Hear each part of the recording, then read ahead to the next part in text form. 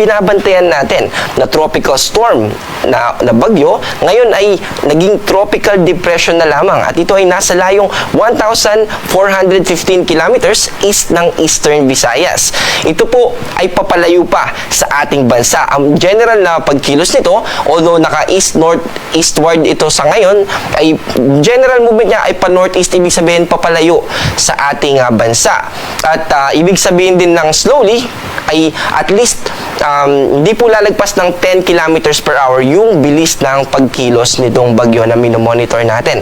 Yung epekto na lamang nito ay umaabot dito sa Surigao del Sur at sa Davao Oriental. Pero habang papalayo pa po yan, ay mas mababawasan pa yung epekto niyan. Posibleng sa mga susunod na oras ay hindi na po ito makaka-apekto indirectly or yung trough niya, extension ng kaulapan, ay mas mabawala o mababawasan pa yung kanyang epekto. Samantala, ang pinaka nakaka-apekto po sa atin sa kasalukuyan ay itong hanging amihan o northeast monsoon. Ito po ay nagdadala ng maulap na kalangitan kaya mataas pa rin yung tsansa ng mga pag-ambon lalo na dito sa Apayao, Kalinga, Cagayan, buong Cagayan Valley region po kasama na rin yung probinsya ng Aurora. Yung mga pag-ambon na yan ay hindi naman po magdudulot ng malawakang mga pagbaha pero heads up pa rin po dahil magiging maulap at may kalamigan yung mararanasan natin na temperatura.